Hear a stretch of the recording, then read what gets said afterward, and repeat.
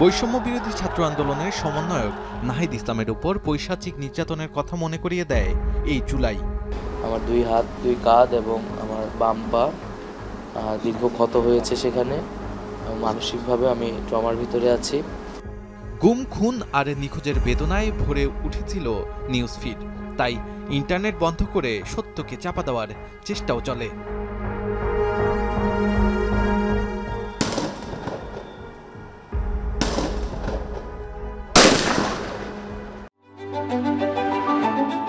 Hire Google TV, endless color, smart living.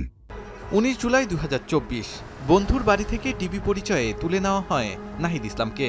তাকে খুঁজতেই 20 তারিখ দুপুরে ডিবি কার্যালয়ে আসেন নাহিদের মা ও বাবা। চোখে আতঙ্ক ও মুখে আকুতি নিয়ে বলেছিলেন ফেরত চান সন্তানকে। না, এখনো কোনো সন্ধান পাইনি, তো আমরা সন্ধান চাচ্ছি। দেশবাসীর কাছে বলতে চাই আমার ছেলেকে অতি সহজে দ্রুত যেন আমার ছেলেকে আমার কাছে এনে দেয়। রাত 2:30টার সময় ডিবি পরিচয়ে প্রায় 50-60 জন লোক তাকে যে প্রেশার ক্রিয়েট করছে যে সরকারের সাথে সংলাপে বসার জন্য। তো সে বলছে আন্দোলনের প্রায় 50-60 জন বন্ধুবান্ধব হত্যা করে এখন সংলাপে কিভাবে হয়। ডিবি কার্যালয়ের এক কর্মকর্তা জানিয়েছিলেন নাহিদ ইসলামের কোনো খোঁজ তাদের কাছে নেই। এখন পর্যন্ত আমাদের কম্পাউন্ড বা আমাদের কোনো পার্টি বা ঢাকা মেট্রোপলিটন পুলিশের কোনো ইউনিটের কাছে নাহিদ বা সমন্বয়কারী কেউই নেই।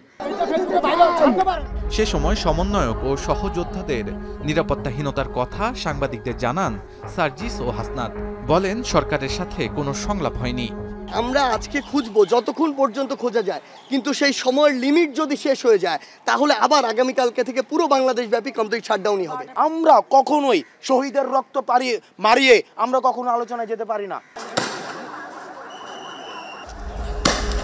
আমরা ফিরে যেতে চাই আরেকটু পেছনে। 17 জুলাই যখন আইন শৃঙ্খলা বাহিনী শহর জুড়ে খুঁজছিলেন নাহিদ ইসলামকে, তখন তিনি আশ্রয় নেন ধানমন্ডির এ বাড়িতে।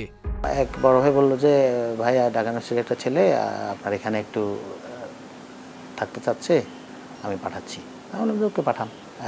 ওই আসছে, ও তো তখন তো একদম বাচ্চা ছেলে, ওর চেহারা টেহারা খুব অবস্থা খুব খারাপ, খুবই বিধ্বস্ত। তো আমি ও খেয়ে দিয়ে যখন রুমে গেছে, ও যখন মোবাইল ওপেন করছে, তো আমি তারে জিজ্ঞাসা করলাম যে তুমি মোবাইলটা তো ওপেন করা ঠিক হয় নাই।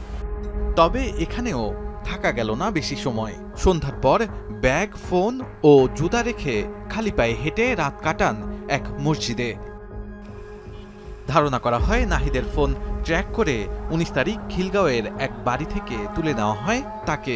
একই দিন ধানমন্ডির যে বাড়িতে আশ্রয় নিয়েছিলেন নাহিদ, সে বাড়ি ঘেরাও করে তুলে নেওয়া হয় আশ্রয়দাতাকেও। সেই নির্যাতন যেন এখনো চোখে ভাসে এই ব্যবসায়ীর। এই দরজায় আমি পরে দেখলাম যে ভেঙে ফেলতেছিল, এখানে এই জায়গাটাতে যে করতেছিল আর জোরে জোরে লাথি মারতেছিল খুব। তো পরে যখন এটা ভেঙে গেছে দেখে আমি দরজাটা খুলে দিছি। পরে ওনারা ঢুকলো, এই দেখি যে ওই দরজার সামনে 2 জন বসা, এই দরজার সামনে 2 জন দাঁড়ানো। সিসি ক্যামেরাগুলো সব নিয়ে গেছে, তুলে ফেলছে, এগুলা করে ফেলছে। তারপরে আবার নিচে সব দারোয়ানদেরকে বেঁধে নিয়ে গেছে, ওই ডিবিআর যেগুলো থাকে এগুলো সব নিয়ে গেছে আর কি। 21 জুলাই সকালে পূর্বাচলে অচেতন অবস্থায় নাহিদকে পাওয়া যায়। তার শরীরে ভয়াবহ নির্যাতনের চিহ্ন দেখে শিউরে উঠেছিল দেশবাসী। আন্দোলন সম্পর্কিত নানা জিজ্ঞাসাবাদ করে যে আন্দোলন আমরা কেন করছি, এই আন্দোলনের উদ্দেশ্য কি, আমরা কেন কর্মসূচি প্রত্যাহার করছি না, এবং পরবর্তীতে আমার উপর মানসিক এবং শারীরিক নির্যাতন তারা শুরু করে এবং এক পর্যায়ে আমি সেন্সলেস হয়ে যাই। সেই গুম, হত্যা আর নির্যাতনের মসনদ ভেঙে যায় 36 জুলাইয়ের গণ অভ্যুত্থানের মধ্য দিয়ে। সেদিন নাহিদের মুখে উচ্চারিত হয়েছিল নতুন বাংলাদেশের কথা। এই ছাত্র নাগরিক অভ্যুত্থানটিকে আমরা আমাদের যে আন্দোলনের শহীদ এবং হতাহত এবং মুক্তিকামী ছাত্র জনতাকে উৎসর্গ করছি। শাহাদাত অভ্র, এখন ঢাকা।